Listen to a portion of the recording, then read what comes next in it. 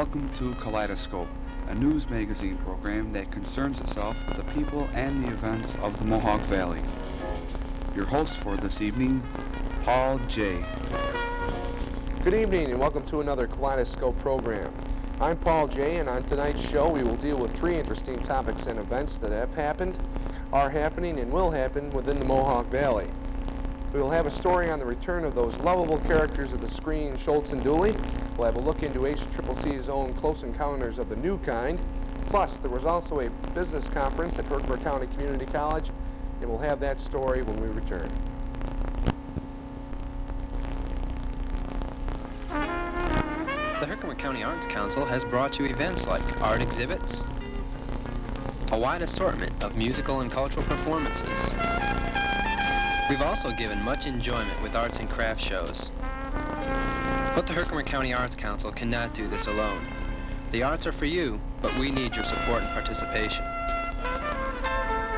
The Herkimer County Arts Council, Box 25, Herkimer, New York, 13350. Kaleidoscope talked with some prominent businessmen in the state who attended a recent business conference at HCCC. We first talked with Congressman Donald Mitchell's Administrative Assistant Tony Cassell. I'm speaking today with Congressman Don Mitchell's Administrative Assistant Tony Cassell. Welcome, Mr. Cassell. I was wondering if you could give me some explanation as to how this business conference came about today. Sure, Steve. This business conference is co-sponsored by Congressman Mitchell's Business Assistance Committee in conjunction with the New York State Department of Commerce and Herkimer County Community College. It's an offshoot of a conference we held about a year ago for businesses in the area who wish to sell goods or services to the federal government. And the U.S. Department of Commerce has a regular program that congressmen can bring into their areas, and we've done this twice now in the last 6 years. But last year's conference was held in Utica, and the coordinator was Dean Jim Hill of Herkimer County Community College, whom I'm sure you know.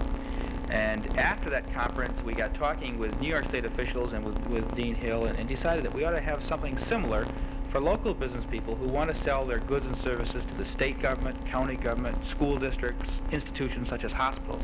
They're also large purchasers of goods and services. And so we called in the Department of Commerce and received a tremendous response from them. And the staff and faculty here at Herkimer County Community College have been very cooperative. And it's been a joint venture that has, so far today, has been highly successful. We have a large turnout. The presentations have been well received, and it looks like we're going to have an excellent luncheon presentation as well. Mm-hmm. And just if you could, is the what goes on in order to make businesses be able to take part in this, like if they want to take part in a construction project, how would they go about finding out more information on this? Well, each agency represented today will have specific information about their particular level of government and their agency within that branch of government or level of government. Generally, governments and institutions buy on the open competitive bidding system. They advertise for bids, receive bids, review them, and then generally award them on a competitive bidding law procedure. And it varies slightly from agency to agency, but today, any businessman who has a product or a service can find out directly from that particular agency the exact procedure as to how to get on the bid list, where to send his bids, how to prepare a bid, and how to have it reviewed properly to be sure he's getting proper attention. Yeah, this sounds like a good idea, and I'm sure many businessmen will take advantage of this. If I can add just one point, too, we want to dispel a myth that many businessmen have, and that is that there's a lot of red tape involved, or a lot of work involved, or so much competition that you can't get into the market. But if you talk to people, particularly at the local government level, in many cases they don't even receive sufficient number of bids to award a contract. So a lot of these bids do go begging. Now, I realize this program will be aired after the conference, and we're speaking to people in the audience who have not had an opportunity to attend today.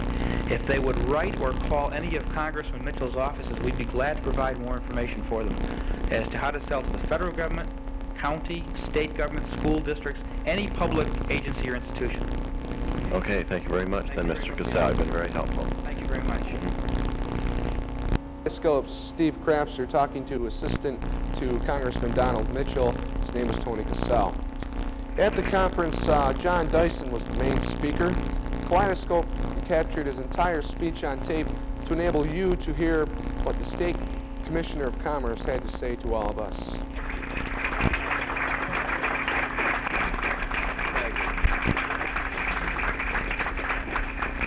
Thank you very much. You're very kind. I'm very sorry to be late and hope I haven't held you up too much, but even the Lone Ranger can't do anything about the weather, unhappily, and we were waiting and waiting and waiting for the fog to lift enough so we can get a plane out of Dutchess County. They couldn't get a plane out of here this morning, so we got one from Dutchess County coming this way, and that took a while, too. I must say that despite my fondness for the Utica area, there's really only 3 people who could have gotten me on the second day back from vacation to come all the way out here, particularly given the impediments of the weather. And those 3 are Jesus Christ, Hugh Carey, and Dick Asaro. Now, before you ask me if that's in the right order or not, I get into enough trouble by telling the truth, but I'm going to tell you the truth here with one slight fudge. I'm not going to get in an argument between the Lord and the governor, but I am going to tell you that Dick is third. When I started this job in January of '76, there were a number of people, the loudest of which was my wife, who told me I was crazy. You couldn't possibly turn the state of New York's economy around. You couldn't make it succeed. You couldn't find any way to rationalize what the government was doing in our state, and the whole thing was hopeless. And I think a lot of people had that view in the state. I wasn't quite sure we could turn it around, but I knew we had to make an effort or we were all going to be doomed to go down very slowly into the quicksand, and our children would go down with us. Since I have 2 young children, I decided I'd try to do my little bit to help it. And Governor Carey was good enough, or inadvertent enough, to allow me to switch over from agriculture to commerce. I think I'm glad he did, but sometimes I think he wonders, don't you, Jim? But Jim never gets into trouble. He's always a good fellow, but I do occasionally get a little bit. And I must say the governor's got me out of it most of the time so far. Anyway, there were 3 real problems that we had, I thought, then. The first was the most ingeniously self-destructive tax system that anybody had ever created anywhere in the world. When I was in the Army, they used to say, if it moves, salute it, and if it doesn't move, paint it. New York has its own version of that, which is that if it moves, regulate it, and if it doesn't move, tax it. So that sometimes they tax it even if it does move, but we have quite an ingenious system of doing this, and we have whole taxes and ways of doing it that nobody else has thought up in this country. The second problem we had was a regulatory system that literally boggles the mind. I have been in this government now almost 3 years. I was the head of one of the regulatory agencies. Ag and Markets is a regulatory agency. They inspect all the supermarkets and the food and the canning of vegetables and things in the state of New York. And I am still staggered at the range of regulations and red tape that we enshroud productive enterprise with in this state, and in the end have strangled the public enterprise of the private enterprise of our state with all these public rules. The third thing we had was a particularly glaring lack of incentives that other states had provided, and indeed other countries had provided. Really the 2 leaders in this area are Puerto Rico and the Republic of Ireland, who have had the most dramatic and drastic of the tax incentive programs. We have stolen most of their ideas, I confess to you. We made a matrix when I first started this thing. Dick was already in the department, but we made a matrix then and put 50 states in one column, and down the other column we put all the tax incentives that any of them had. And where we didn't have one, we passed one. And where we had one, we made it better. So when I tell you we have the best tax incentive program in this country, I'm not kidding you. I know it's the best because we know what all the rest of the rascals have. And this one is the best. So we're now got that problem sorted out. Regulations are tougher. We do have a division of ombudsman, of which one of the guiding lights is Dick Asaro, who's from your own area here. And he makes sure at least the businesses in this area get treated fairly to the extent that we can, and works with other departments, including Jim O'Shea's, to be sure that we do what we can to help you with purchases and other things. And we have even a whole little separate division called the Office of Purchasing Assistance, with a fellow named Erwin Shapiro at the head of it, who has as his sole job trying to help you through the relatively minor red tape of applying for some governmental purchasing contract. I say relatively minor because it still requires a day-long conference to explain how the state and the local governments and the federal governments do purchasing so that you can get some of their business, but at least that's relatively minor compared to some of the other things that we do, which are not only lengthy but also indecipherable, at least to my mind. Those things are beginning to work. The interesting thing about all this is that when you look at the magnitude of those problems that have been built up in this state for 100 years, I suppose, and then you look at what we've been able to do in a few very short years, you begin to understand why there are a lot of people who aren't too tickled with John Dyson who are on the other side of the political aisle. Just let me give you a few figures which will show what's happened. In the last year, taking February figures, February of last year to February of this year, the state went from 10.6% unemployment to 8.9%. This area was much more dramatic. Rome, Utica, the metropolitan areas that are counted by the census people, went from 12.5 to 8.6. That's almost 4 percentage point drop, or roughly a third of the unemployment of this area has been eliminated in the last year. Oneida County went from 11.6 to 8.3. Herkimer County went from 16.2 to 9.7. That's 6 points in a little bit, unemployment that we've gotten rid of in Herkimer County, which is where this place is, and that's ought to help the county revenue, so when you have to go get a little money out of their budget, you tell them that all those people are working now and paying taxes and you're entitled a little bit. So to give you a little help here for having sponsored this conference, we're grateful to the college for having done that. We've been doing this with community colleges, I might say, around the state. They are, to me, the most dynamic and most helpful of the state university campuses in this state, and they're closest to the people and the businesses, I think. And I want to say, despite the criticisms I've made of other parts of the education system, that community colleges in this state, I think, do a first-rate job. In any event, when you look at all that, in the last year we've added 116,000 people to the private sector payrolls. Now, it's been a long dry spell. Last year, that year of 77, we added 116. The year before that, we added about 10 to the private sector. That's the first back-to-back increase since 1965 and 66. We have lost over that period of time, beginning in 68, going through the end of 74. We've lost 750,000 jobs in the private sector in the state. The city of New York lost almost 500,000 by itself in that same period of time. And it, last year, finally gained 16,000. So of that 116, 16 was in the city of New York, which is almost half the population of the state of New York. So you can see where our problem is. It doesn't come to any surprise to those of us who are upstaters. We always knew the city was the problem. But it is a problem for all of us in this state, because we do have to look at what's happening to unemployment in those areas and what the tax burden is and the burden of welfare and other things that we all have to support. And we have to support in a place like Herkimer County if the unemployment is as high as 16%.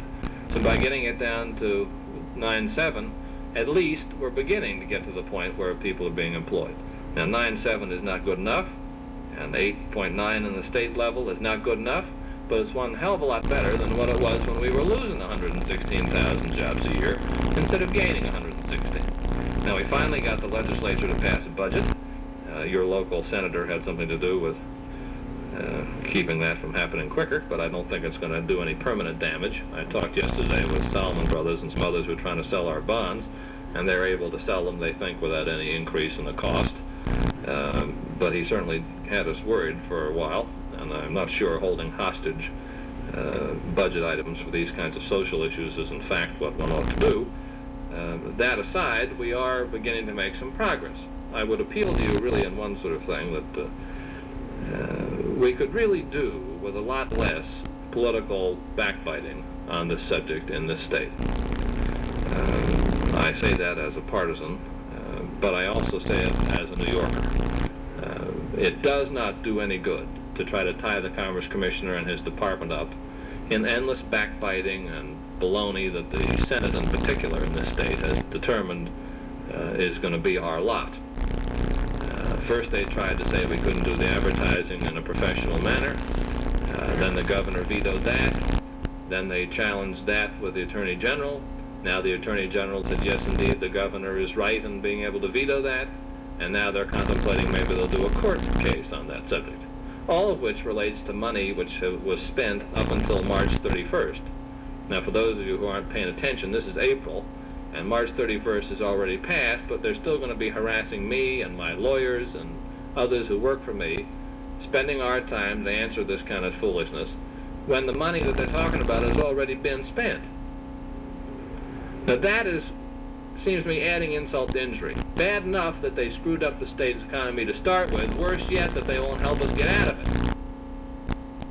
And I ask you, as people who are not wholly on the Democratic Party, there are bound to be few, right? But there aren't going to be half, I know.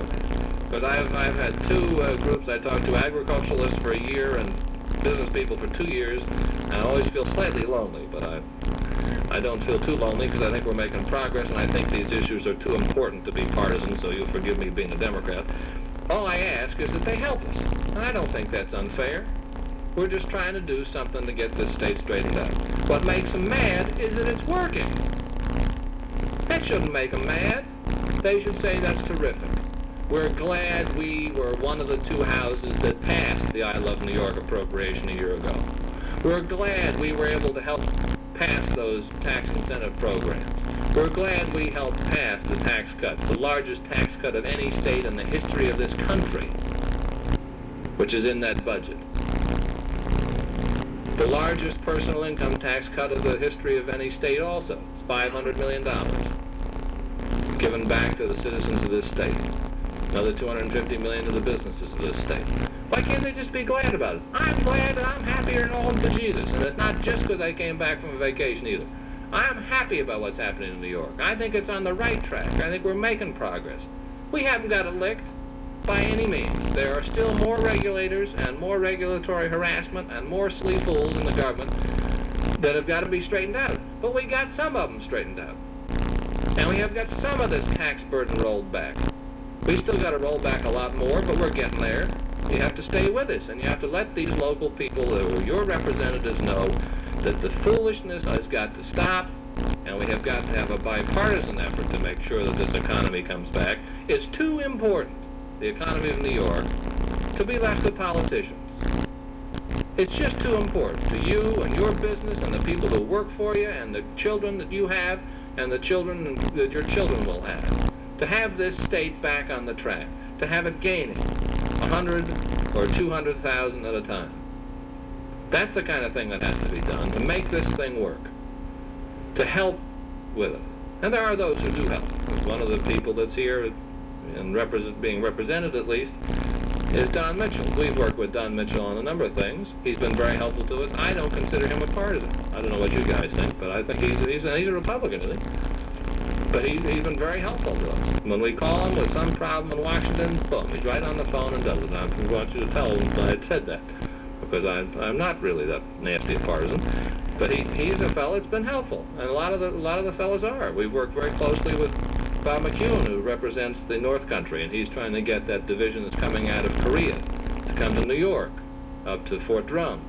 Well, I think it's high time that President Carter gave New York a little something, and I'd be perfectly happy to take on that particular project, which would be to locate that division in upstate New York in an area that has very high unemployment, the North Country of our state, and that will, in one move, sop up all the unemployment that there is in about 6 counties up there.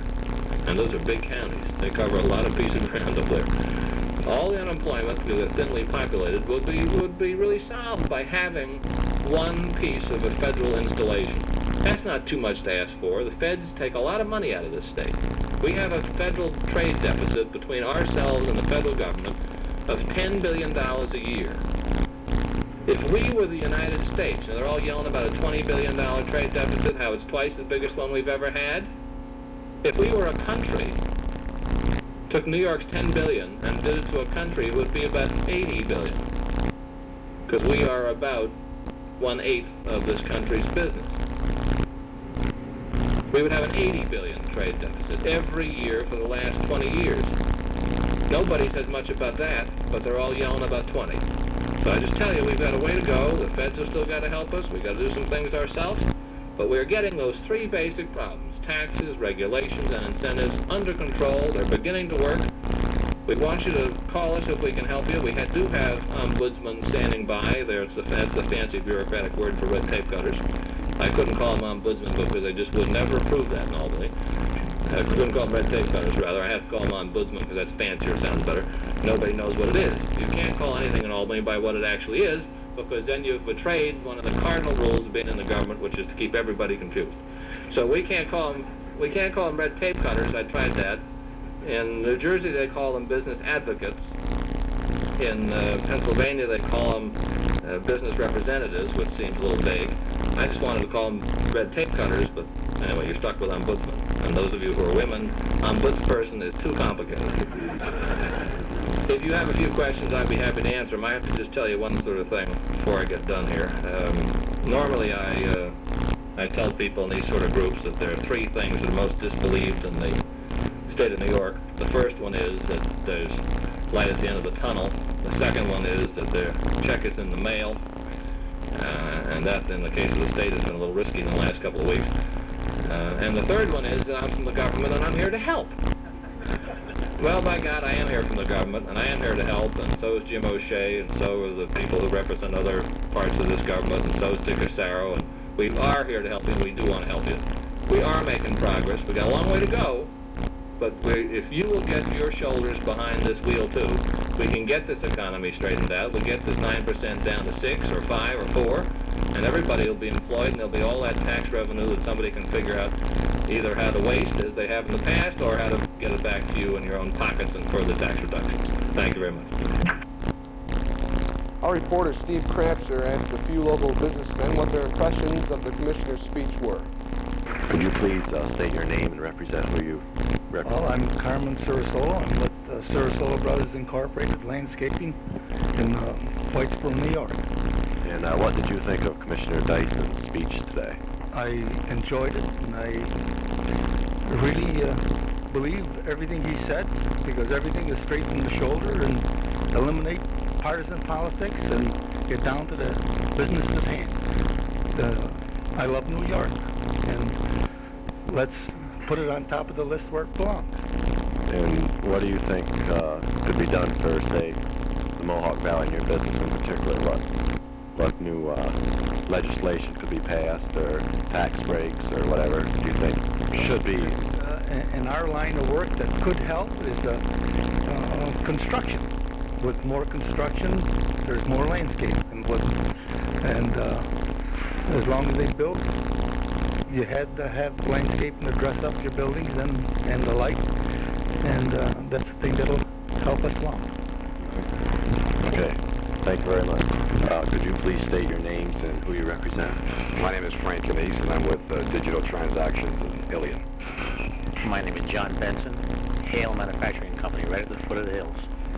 And what did you think of Commissioner Dyson's speech today? The speech was excellent, refreshing, to the point, and I think it's what we expected. And do you think that what he said really in the Mohawk Valley, like you said, the unemployment rate has been reduced, but you think it's been reduced enough?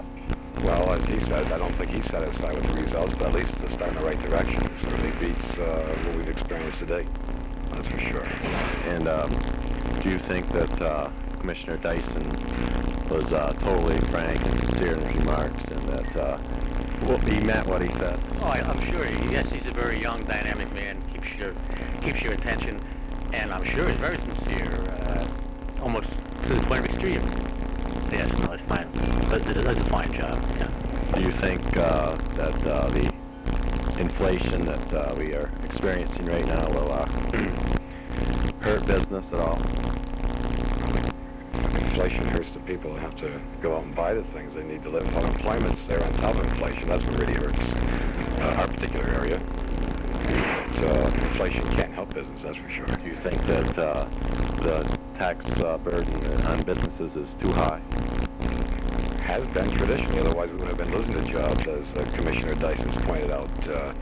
Middle and high income type management people who have a lot of decisions to make in terms of whether a company stays or locates in New York State, are making a decision to locate other areas because of the tax burden. We heard today that some of that tax burden is being reduced. I don't know if you feel the impact for a while, but I'm sure that's the only way you're going to keep industry in New York State. And do you think that Commissioner Dyson's I Love New York campaign is working? I do, yes. I travel a lot, and people have brought it up to me. Other than the fact that they say, are you close to Buffalo? They say, oh, that's right, I see your ad, no, I love New York. Yes, I think it's effective, and I think they should do a little more promotion for New York State industry, as Basil brought up out of Herkimer County cheese. I think that's an area that the state is lacking in promoting. It's good industries. Okay, thank you very much, gentlemen.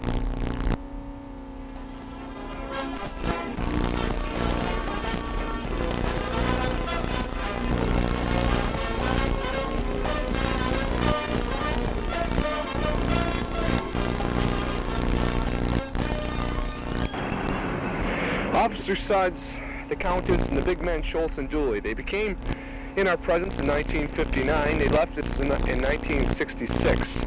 Well, recently, on March 15th, they made their triumphant return, and Kaleidoscope will have that story when we return.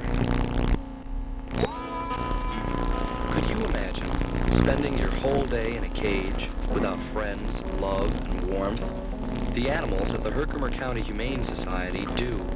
They need a home with love, warmth, and shelter. The Humane Society needs donations and caretakers. Your support will be greatly appreciated.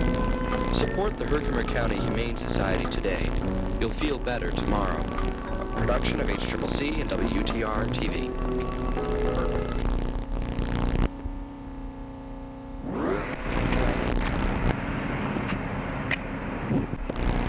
We're standing outside the West End Brewery with Bob Haber, the public relations director here.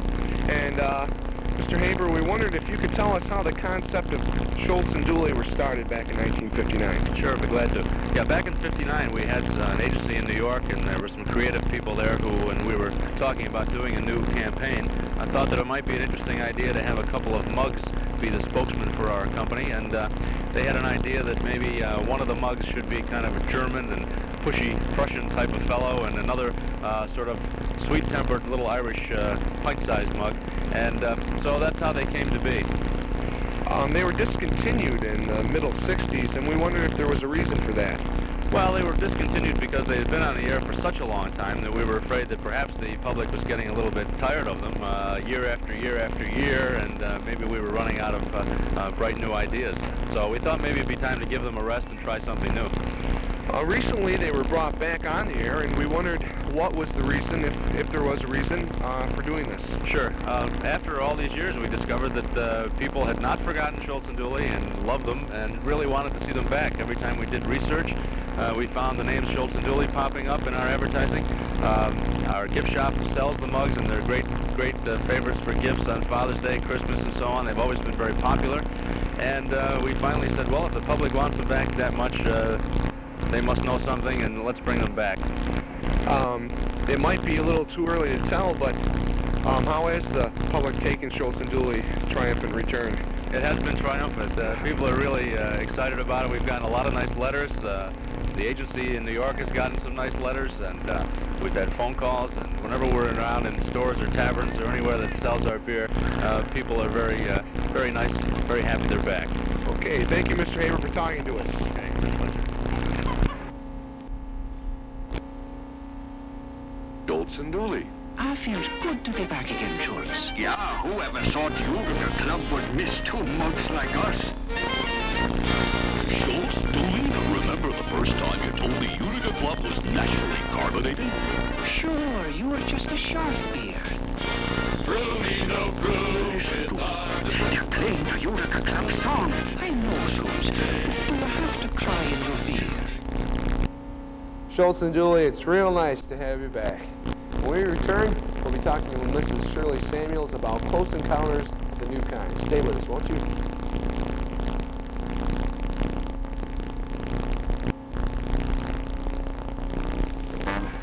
Do Did you know what is being done to help special education students lead a more normal and active life? Well, the nationwide program of sports training and competition called the Special Olympics is trying to develop the lives of these children and young adults through successful experiences in sports.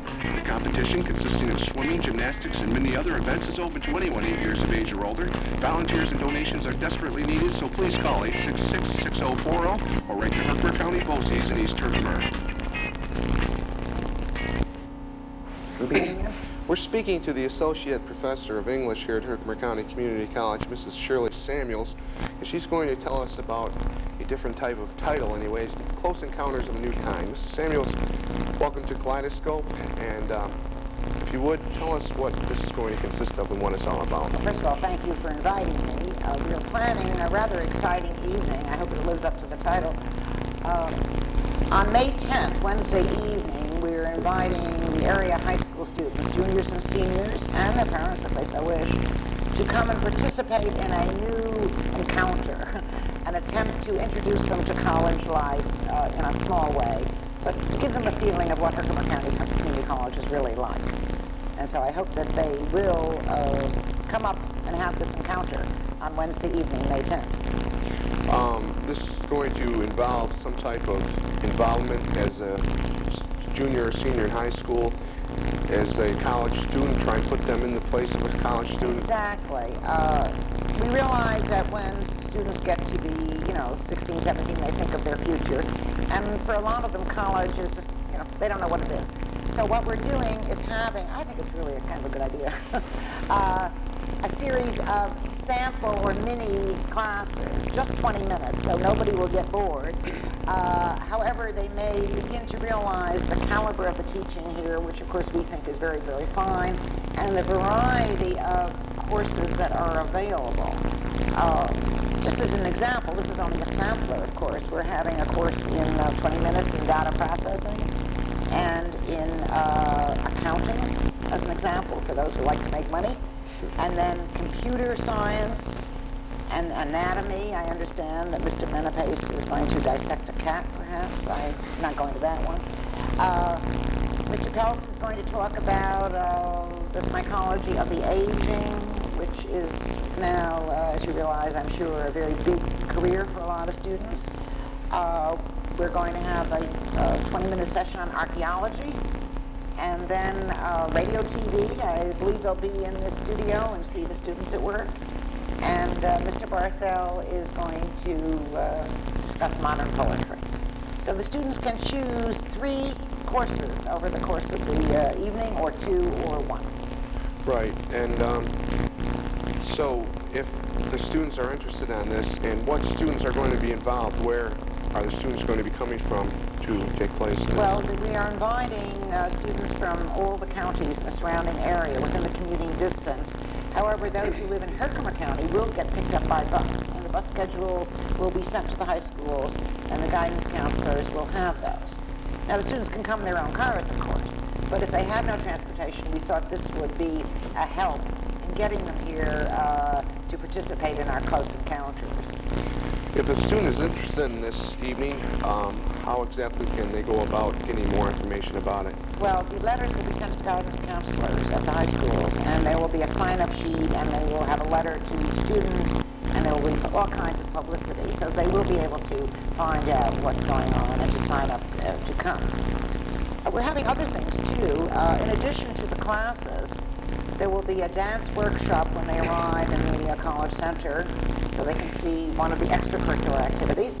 And then after the formal classes, they have a choice, depending on what kind of student they are. If they like phys ed, they can go over to the gym and watch gymnastics.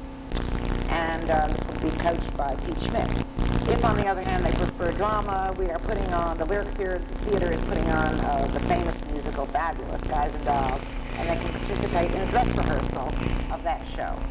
So all in all, between the fun and games and classes and show, I think it should be really a great evening. I hope so. And this is going to take place again, what date? May 10th, Wednesday evening. The program will begin about 6:30 and about 9:30. Buses will come earlier, of course, but the formal program should start about 6:30. Well, thank you very much for talking with us this evening, and This has been Mrs. Shirley Samuels, who is the Associate Professor of English here at Herkimer County Community College, who has spoken to us on Close Encounters of a New Kind of an opportunity for high school students to get a taste of college before they actually decide what they want to do. We'll be back with more Kaleidoscope after this. Lung disease kills and cripples. It's striking a countless number of victims every day. We, the American Lung Association of Mid-New York, are fighting this disease, but we need your support. If you are a health professional, your volunteer time would be of great benefit to the victims of emphysema or other types of lung disease. But more importantly, we need your financial support. The American Lung Association is funded through Christmas seal contributions, so please, give while you can. Close Encounters of the New Kind, the return of Schultz and Dooley, and the business conference at HCCC. 3 stories on tonight's edition of Kaleidoscope. We hope you've enjoyed tonight's program. Join us again next week, and until then, for the crew, I'm Paul J. Good night.